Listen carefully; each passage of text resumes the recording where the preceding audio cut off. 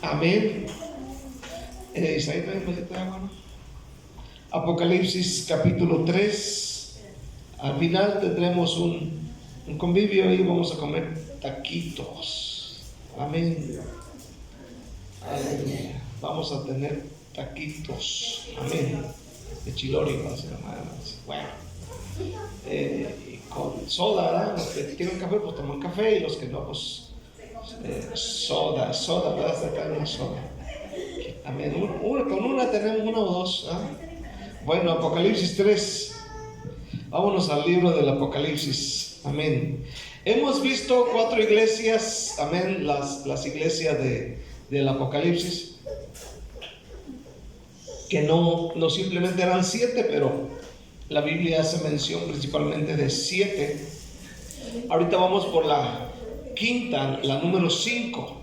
Es la iglesia de Sardis. Es decir, esta iglesia es la iglesia con miembros espiritualmente muertos. Sardis, capítulo 3, del 1 al 6. Sardis fue una de las ciudades más poderosas del mundo antiguo, se dice. Hasta el año 549 a.C.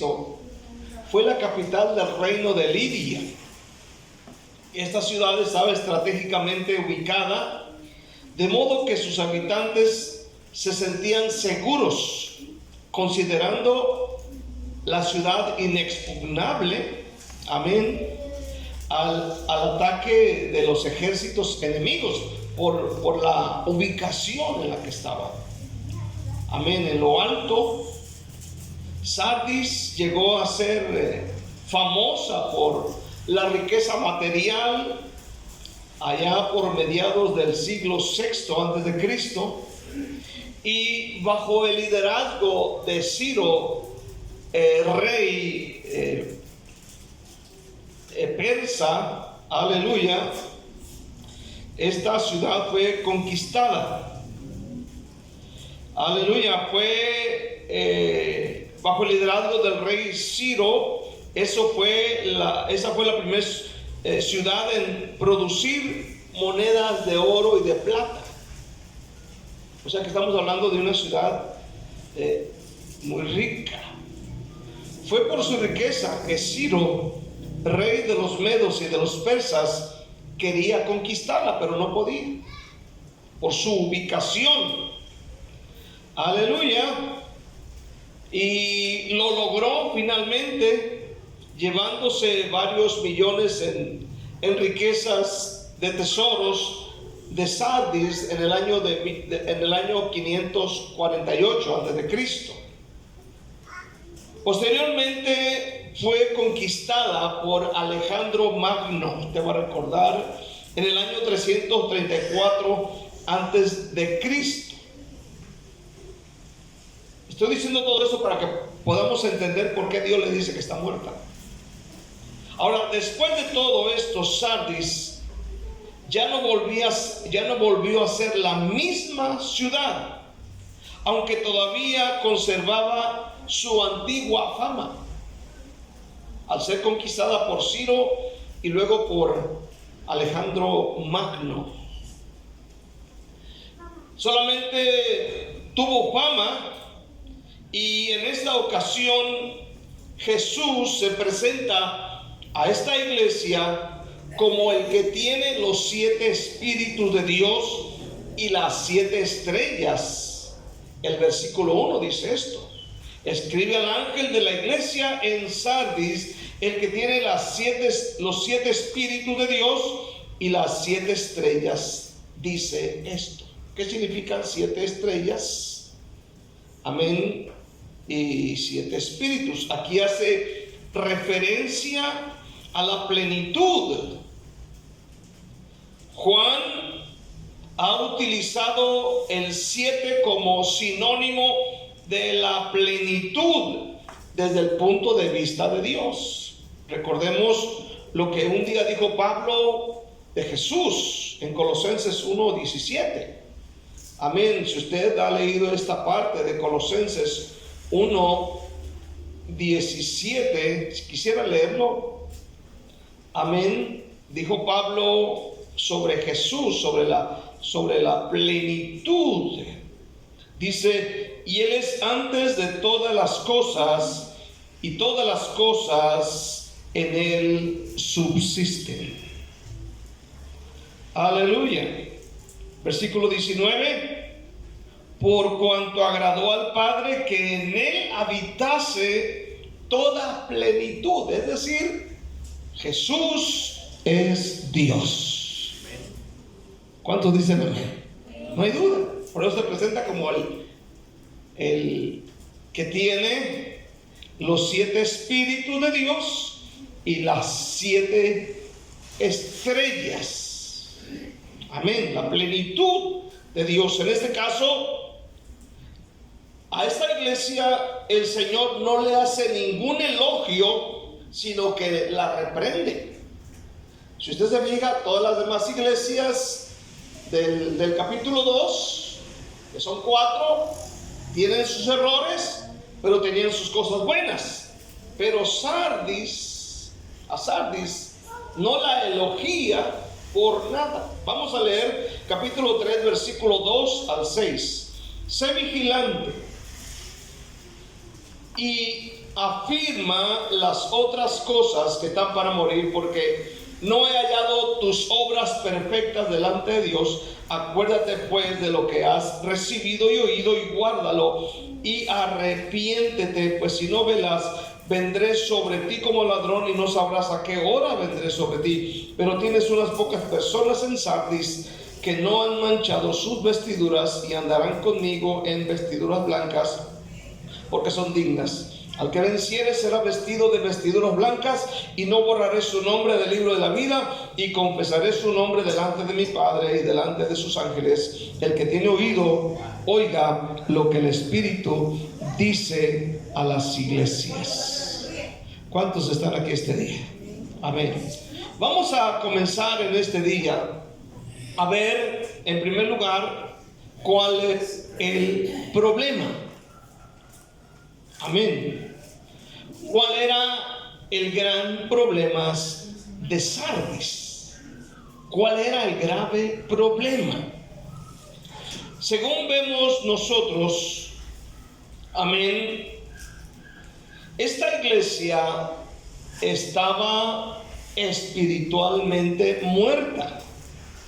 Porque le dice, aparte de que en el versículo 1 le dice, yo conozco tus obras, que tienes nombre de que vives y estás muerto. Qué interesante. El siguiente versículo dice, sé vigilante y afirma las cosas que están para morir, porque no he hallado tus obras perfectas delante de Dios. ¿Cuál es el problema? Aquí. El problema que encontramos en la segunda parte del versículo 1 y el versículo 2 tiene 3 aspectos. Primero, la iglesia de Sardis estaba espiritualmente muerta. ¿Cuántos están aquí esta noche? Espiritualmente muertos. Oigan bien esto, eso es muy peligroso para nosotros como cristianos. Parece que los habitantes de Sardis vivían de glorias pasadas. Por eso en la introducción yo le dije dónde estaba esta ciudad, cómo estaba ubicada, su economía, su poderío. Pero cuando viene Ciro, rey medo-persa, se lleva tesoros, la deja vacía. Luego viene Alejandro Magno y la deja vacía. O sea, una iglesia, o más bien una ciudad, con mucha riqueza. Imagínense los cristianos que iban a la iglesia. Todos llegaban en limusina. ¿Cuántos dicen amén? Aquí llegan en tuk-tuk. ¿Cuántos dicen amén este día? Ay, nomás les vuela la greña a los hermanos. No llegan de eso, llegan abrazando al tuk-tukero. Aleluya. Pero aquí Jesús le dice a la iglesia: amén, conozco tus obras, que tienes nombre de que vives pero estás muerta. En tiempos de Ciro era una ciudad muy rica y poderosa, pero en tiempos ya de los romanos solo había quedado la fama. ¿Se ha visto usted personas que dicen: me acuerdo de mis tiempos, eran mejores, ¿verdad? Y parecen coyotes, ¿no?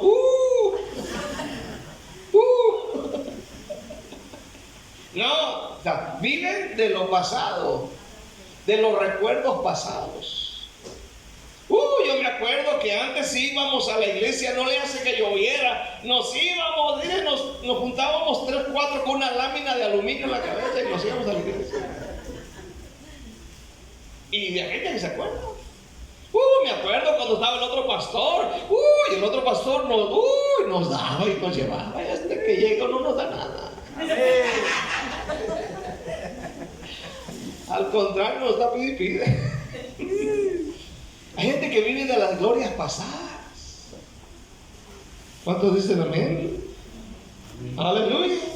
De igual manera, el creyente de Sardis vivían en el pasado. Su antigua gloria los había abandonado y actualmente estaban espiritualmente muertos. Pensaban que la iglesia era lo que había sido en el pasado, pero lo que no sabían era que les había pasado lo mismo que Sansón.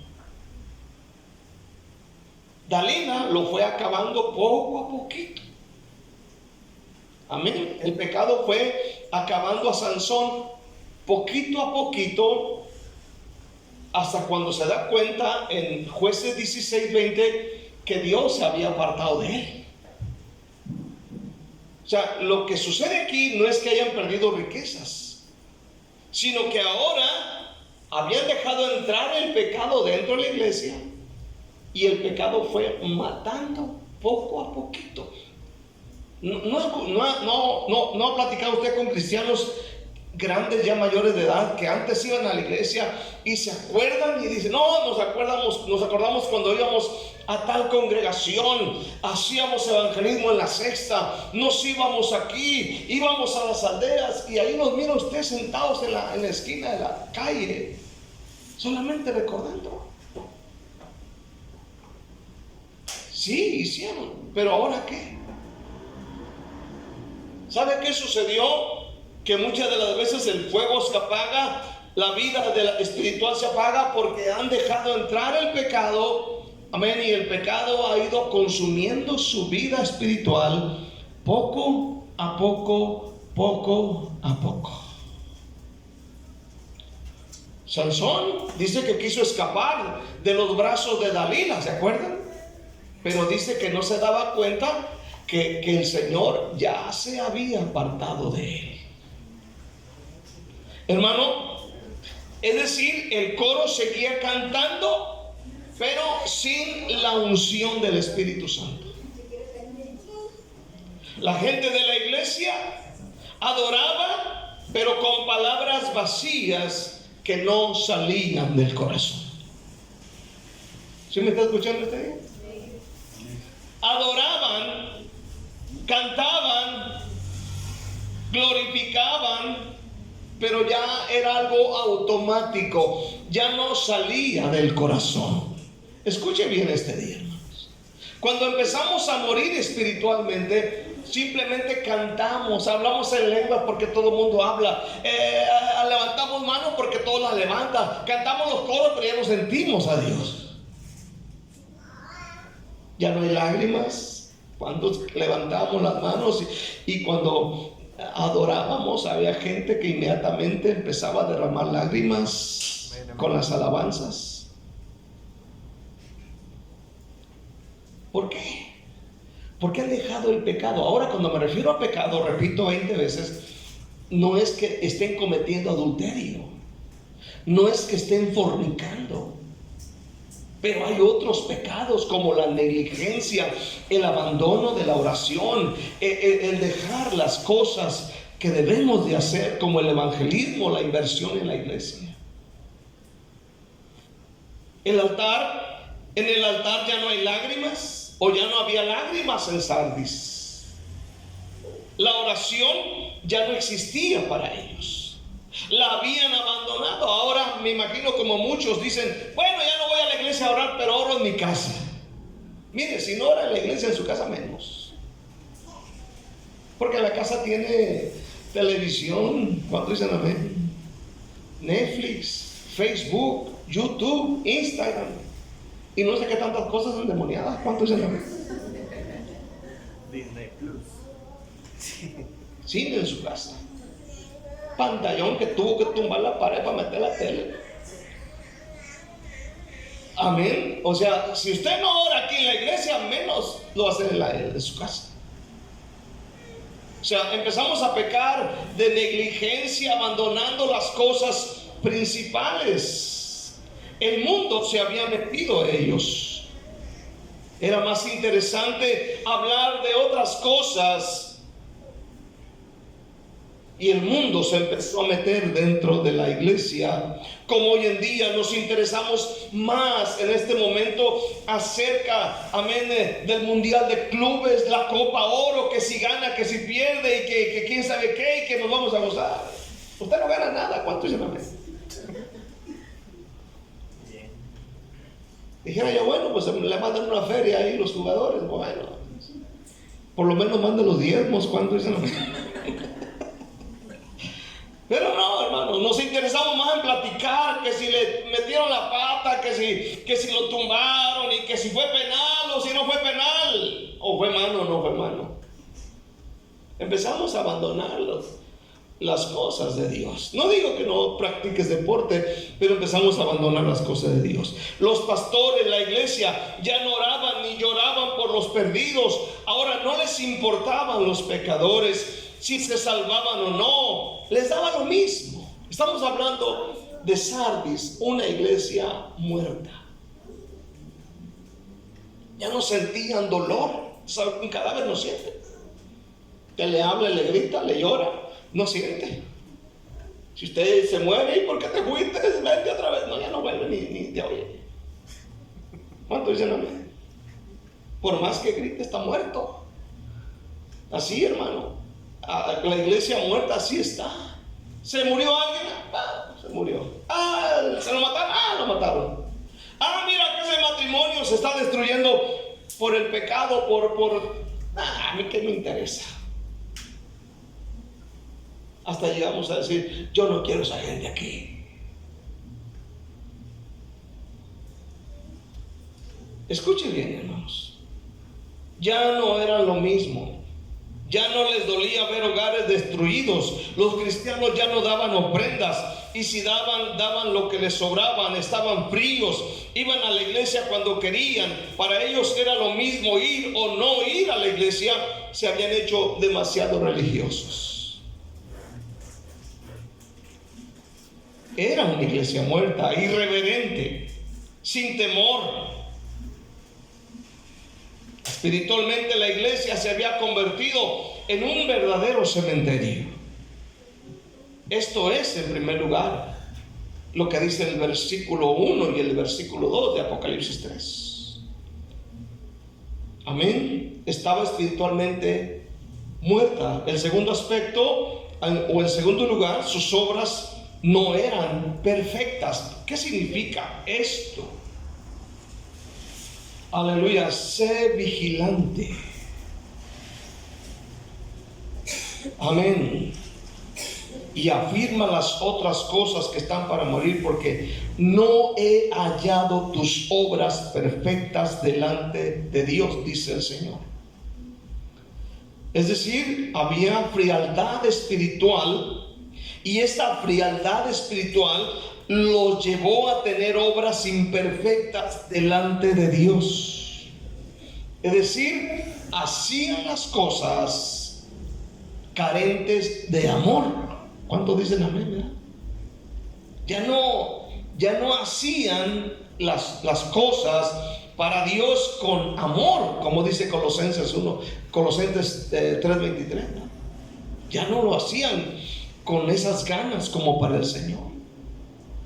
Aleluya, amén. Ya estaban, hermano, carentes de amor. Estas obras no eran generadas por una fe genuina, y por tal motivo Dios los reprobó, o reprobó sus obras. Por eso dice el versículo, ¿verdad? Amén. Porque no he hallado tus obras perfectas delante de Dios.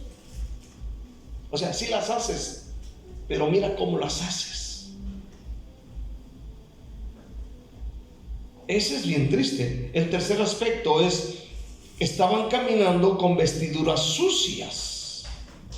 Estaban caminando con vestiduras sucias. Versículo 4, ¿qué significa esto?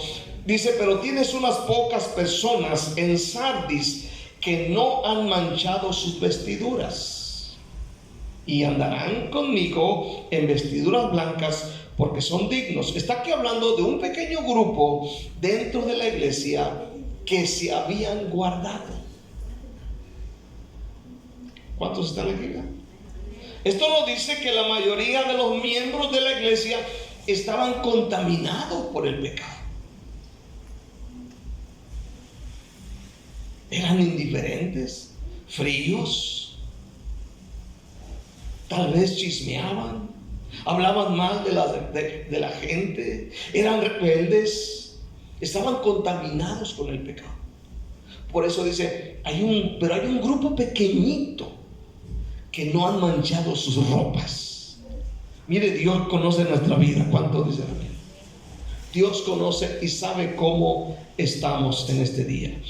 Esa gente de Sardis llevaban una vida doble. ¿Sí me entiende este día? O sea, en la iglesia eran unas personas bien buenas, bien santas. Amén. Pero donde no los conocían eran otras personas. ¿Se acuerdan aquella ocasión que yo le comento que estoy en el banco? Voy a pagar una cuenta de la renta. Amén.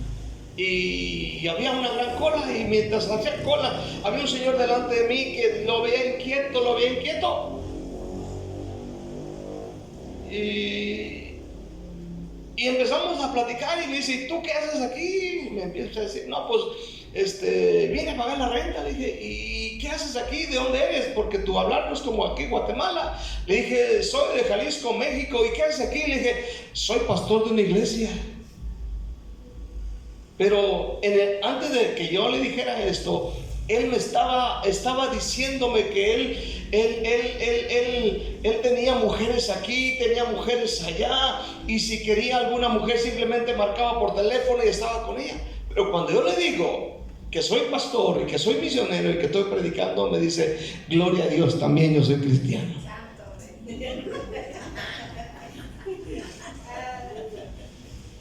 Amén.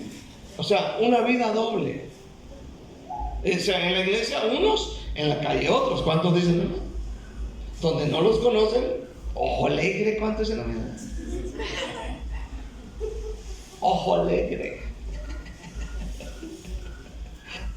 Desde el principio, escuche bien, Satanás ha buscado ensuciar al pueblo de Dios, y lo logró con Sardis. Usted sabe, el pecado siempre persiguió al pueblo de Dios.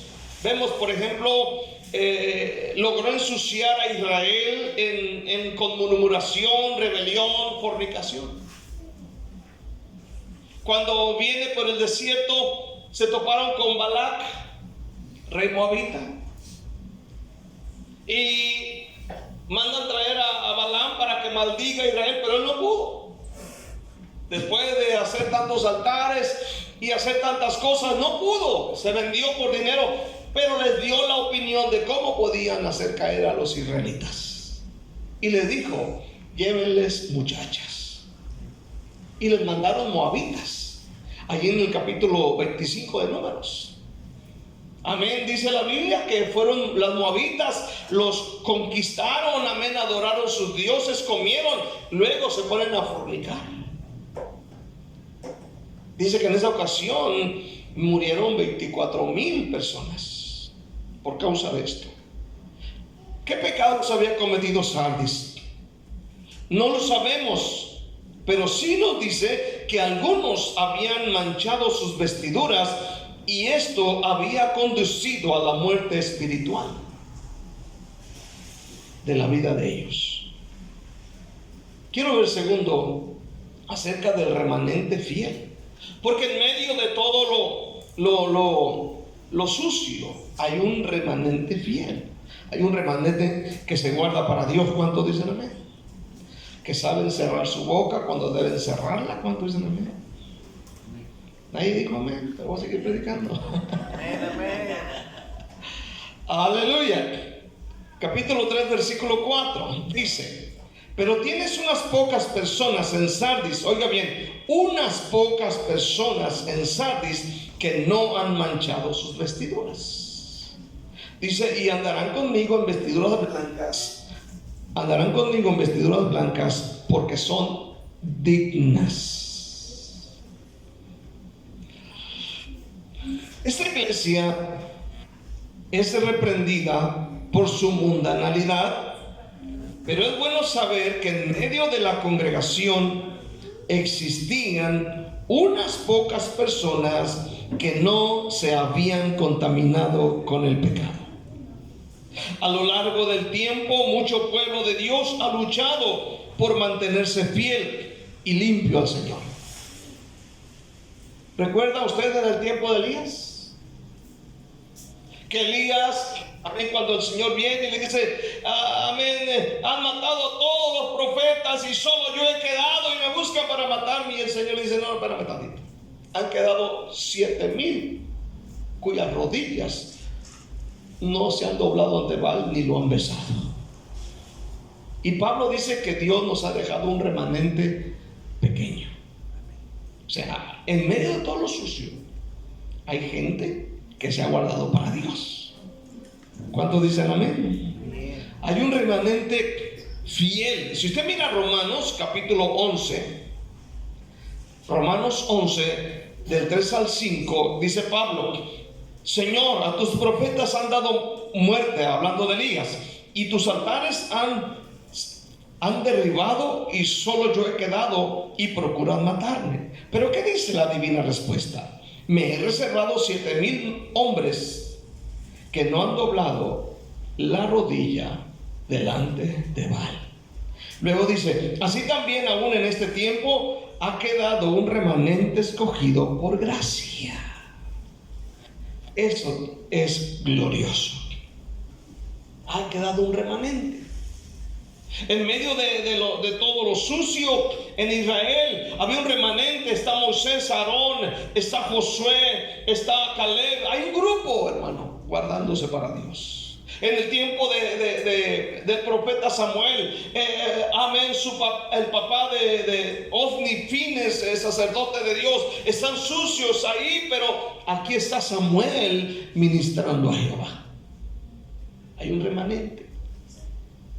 En el libro de Números vemos que mientras una gran cantidad se contamina con los ídolos y se contamina fornicando, dice la Biblia que el nieto de Aarón, Eleazar, tomó una lanza y fue a la casa de campaña de un israelita que estaba con una moabita. Llegó, se metió adentro de la casa de campaña y dice que tomó la lanza y a ambos los atravesó por el medio. Siempre ha habido un remanente fiel, aún en medio del oscurantismo de la Edad Media, donde el pueblo vivía una terrible ignorancia de la palabra de Dios. Amén. La idolatría, las supersticiones que la Iglesia Católica había metido o introducido. Se levantaron hombres en aquel tiempo como los valdenses, que eran franceses. Amén. Está la historia de ellos, y están los albigenses que se mantuvieron en esa época fieles a Dios. Ahora bien, Jesús dice que en la iglesia de Sardis había un grupo de hermanos que no habían manchado sus ropas, a los cuales Dios promete honrar. Hermano, Dios honra a aquellos que se guardan con sus vestiduras blancas. ¿Cuánto dicen amén? Que se abstienen de hacer cosas, de hablar cosas, incluso batallan con sus pensamientos y dicen: Dios, ayúdame con este pensamiento. Dios honra, y Dios es claro al decirnos que vale la pena mantenernos fieles a pesar del ambiente sucio que nos rodea. Muchos piensan lo contrario, que hay que darle gusto al gusto, como dice la canción, que no vale la pena ser fieles, que no vale la pena hacer las cosas bien. Vale la pena. ¿Cuánto dicen amén? Vale la pena. Vea lo que dice Malaquías para concluir este punto, y vamos al tercero. Vaya usted a Malaquías y vea lo que dice Malaquías respecto a los que se guardan fieles para Dios. Malaquías está atrás de Mateo, atrásito de Mateo. Malaquías 3:16 dice: entonces los que temían a Jehová hablaron cada uno a su compañero, y Jehová escuchó y oyó, y fue escrito libro de memoria delante de él para los que temen a Jehová y para los que piensan en su nombre. Y serán para mí especial tesoro, ha dicho Jehová de los ejércitos, en el día que yo actúe, y los perdonaré como el hombre que perdona a su hijo que le sirve. Dios tiene planes, propósitos buenos para personas que son fieles a Dios. ¿Cuántos pueden decir un fuerte amén este día? Vale la pena guardarse, vale la pena, vale la pena. Aunque el mundo diga o te diga: no hagas eso, eso es de tontos. No, es mejor guardarnos para Jesús. Quiero ver por último acerca de la solución. En el capítulo 3 de Apocalipsis vamos a ver la solución a este grave problema. ¿Cuál es la solución a la iglesia muerta? Sabemos que para Dios no hay nada imposible. ¿Cuántos dicen amén? Ahí en Ezequiel 37 uno mira ese capítulo del valle de los huesos secos, y cómo cuando le profetiza el profeta, y como si fuese una película de Hollywood, que empiezan a levantarse los huesos y tendones, carne, piel sobre ellos. Hermano, Dios es especialista en darle vida a lo que está muerto. Levantó a Lázaro entre los muertos. ¿Cuántos dicen amén? Al hijo de la viuda de Naín lo levantó de los muertos, y muchos más. Vamos a ver Apocalipsis 3, versículos 2 y 3. Sé vigilante y afirma las otras cosas que están para morir, porque no he hallado tus obras perfectas delante de Dios. Acuérdate pues de lo que has recibido y oído. Oiga bien, acuérdate pues de lo que has recibido y oído, y guárdalos, o sea, vívelos, y arrepiéntete, pues si no velas, vendré sobre ti como ladrón, y no sabrás a qué hora vendré sobre ti. Este versículo le da esperanza a la gente de Sardis, que estaba espiritualmente muerta. Esto es poderoso. En cuanto a la amonestación, el Señor los exhorta a que despierten de su anestesia espiritual, que continúen vigilando. Y tal vez esto tenga connotación histórica con lo que les pasó cuando los persas los conquistaron. En esa ocasión, cuando los conquistaron los persas, la historia dice, yo leí un poquito de eso, dice que cuando los persas llegaron a conquistar Sardis, dice que los agarraron dormidos, no se pudieron defender, los agarraron dormidos. ¿Cuántos dicen amén? Vea esa expresión, de repente decimos, me caí porque andaba medio dormido, o me ganaste porque me dormí. ¿Verdad? Estamos en la fila del banco o haciendo fila para comprar tortillas y de repente llega alguien más y se te atraviesa y tú dices, ay, me dormí. Aquí Ciro los agarró dormidos. Uno tiene que velar. ¿Cuántos dicen amén? Uno tiene que estar, como dice el dicho mexicano, un ojo al gato y otro al garabato. O sea, el carnicero, el garabato es el pico ese que tiene que donde cuelga la carne. Ese es el garabato. Ahí colgaban la carne. Entonces venían los gatos a quererse comer la carne. Entonces el carnicero tenía que tener un ojo al gato y otro al garabato, porque si no le robaban la carne. Todos nosotros tenemos que estar despiertos. ¿Cuántos dicen amén? Dijo el Señor, vigilantes, sobrios y velad. Esto no quiere decir que no duermas, pero que estés atento, siempre atento. Aleluya. Entonces a esto los agarraron dormidos. Además tenían que afirmar las otras cosas buenas que todavía estaban bien antes de que murieran.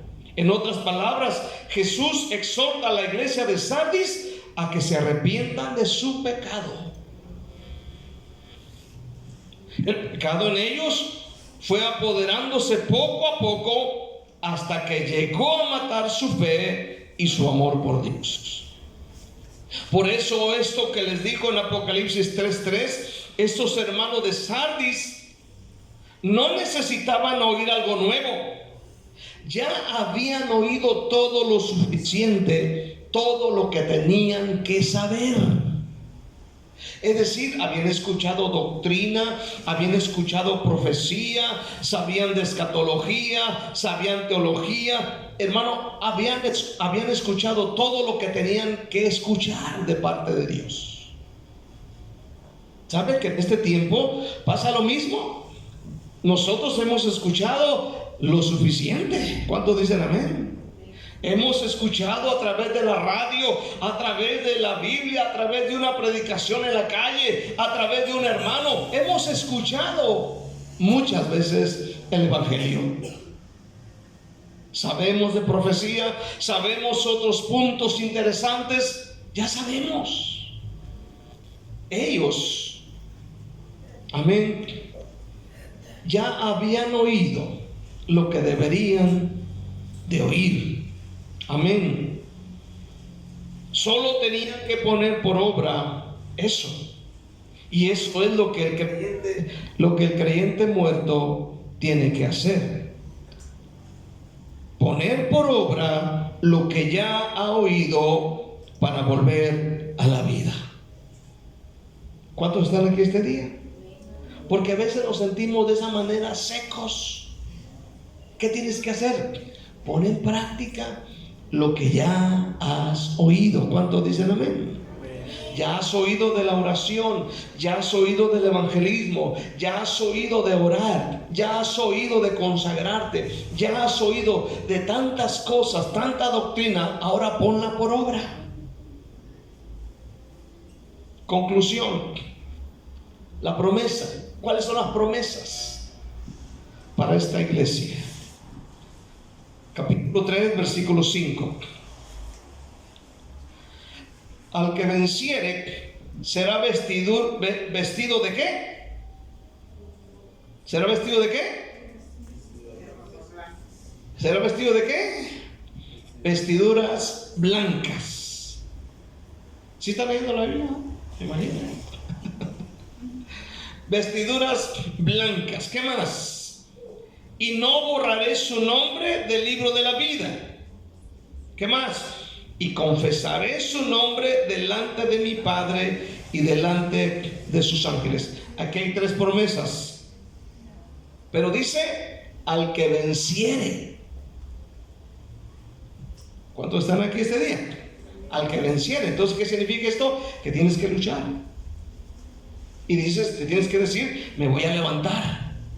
Voy a luchar. Voy a luchar. El versículo 5, se les hacen 3 promesas a los que vencieren. Número 1, serán vestidos de vestiduras blancas. ¿Qué significa? En el mundo antiguo, a esto representaban alegría en las fiestas. Hay un versículo en Eclesiastés capítulo 9, versículo 8, dice de esta manera, Eclesiastés 9:8, dice, en todo tiempo sean blancos tus vestidos, y nunca falte ungüento sobre tu cabeza. La ropa blanca puede que represente el hecho de que los fieles serán huéspedes en el banquete de Dios. Mire, hay unos versículos que yo encontré en Apocalipsis, en el capítulo 6, donde hace mención acerca de los jinetes del Apocalipsis. En el capítulo 6, si usted mira, amén, dice esto, Apocalipsis 6, versículos 9 al 11. Dice, cuando abrí el 5.º sello, vi bajo el altar las almas de los que habían sido muertos por causa de la palabra de Dios y del testimonio que tenían. Amén. O sea, murieron por servir a Cristo. Y clamaban a gran voz diciendo, ¿hasta cuándo, Señor santo y verdadero, no juzgas y vengas nuestra sangre de los que moran en la tierra? Versículo 11. ¿Qué sucedió? Y se les dieron vestiduras, ¿qué? Blancas. Y se les dijo que descansasen todavía un poco de tiempo. Se les dieron vestiduras blancas. ¿A quiénes? A quienes estaban sirviendo a Dios y murieron por servir a Dios. No murieron en una fiesta, murieron sirviendo a Dios. ¿Cuántos dicen amén? Hace poco mataron a unas personas en México y cuando entrevistan ahí a las familiares, es que ya se fueron con Dios. Estaban en la fiesta bailándole a San Juditas Tadeo. No se fueron con Dios. Se van con Dios aquellos que sirven a Dios. ¿Cuántos dicen un fuerte amén este día? Ahora, también en el mundo antiguo, las vestiduras blancas representaban la victoria. Es decir, cuando se celebraba un triunfo romano, todos los ciudadanos se vestían de blanco. Representaban la victoria. En cualquier época del año, el color blanco es el color de la pureza. Mateo 5:8, ¿qué dice? Bienaventurados, ¿qué? Los de limpio corazón, porque ellos verán a Dios. Promesa número 2. Sus nombres no serán borrados del libro de la vida. Si usted busca la palabra libro de la vida, aparece en el Antiguo Testamento desde el tiempo de la ley hasta los profetas, en las epístolas y en Apocalipsis. El libro de la vida. El libro de la vida se encuentra mencionado muy a menudo en la Biblia. En aquella ocasión que son rebeldes, Moisés le dice a Dios, Dios, mejor bórrame del libro de la vida. En Éxodo 33. Le dijo que lo borrara. Sabían de un libro. Amén. En tiempos antiguos, las ciudades acostumbraban tener un libro donde se registraban todos los nombres de sus habitantes, Por ejemplo, en mi época así se acostumbraba. Ustedes cuando nacían y lo llevaban a registrar a la presidencia, no era en la computadora, era un librote esos grandotes. ¿Se acuerdan, hermanos? ¿Verdad que se acuerdan? Un librote con esas letras de esas, ¿cómo se le llaman? De carta, ¿cómo le llaman? Sí, de carta, esas letras. Y ahí le ponían. Yo me acuerdo cuando iba a sacar el pasaporte por vez primera, amén, fui a mi pueblo, a la presidencia municipal.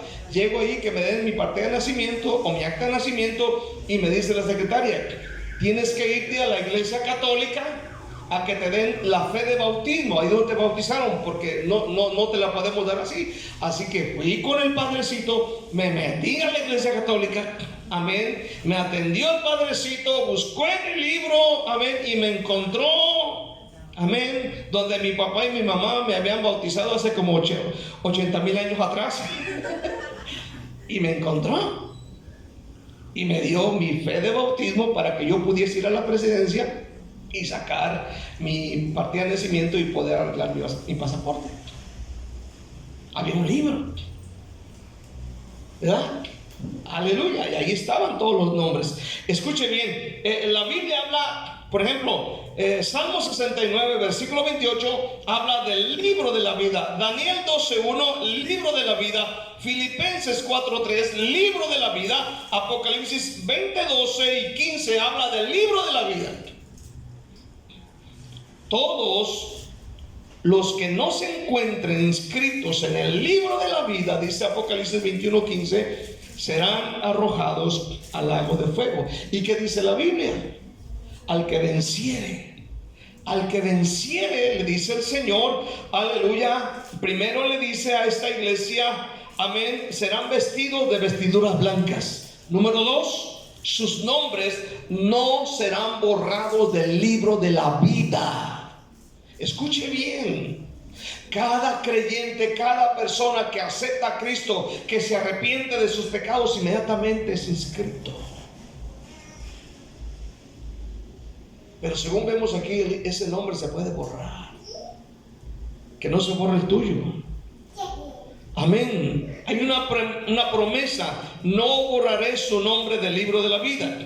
Tercer promesa, dice la Biblia que Jesucristo confesará sus nombres delante del Padre y delante de sus santos ángeles. Imagina esto. Imagina ya el tiempo final. La multitud de personas. Y de repente que el Señor Jesucristo levante su voz y diga: ahora le toca a Guatemala. Y empieza a dar nombres. Está con nosotros nada más ni nada menos que el hermano Isaí Rivera. Imagínense a los ángeles alabando a Dios. Dice que le va a confesar delante del Padre y delante de los ángeles. ¿Cuántos dicen amén? Imagínense eso. Si a usted le agrada cuando llega alguna plática y se da cuenta que estaban hablando de usted de una manera correcta, amén, y no, estaban diciendo de ti que eres excelente persona, que eres bien puntual, que no te andas metiendo en chismes, que eres bien honesto y que eres bien a todo dar, que ayudas a la gente. Y cuando usted escucha ese testimonio, usted se siente acá. ¿Cuántos dicen amén este día? Se siente bien. Imagínese a Jesús declarándolo delante del Padre y delante de sus santos ángeles. Qué poderoso. ¿Cuántos dicen amén? Concluyo con Mateo 10. Mateo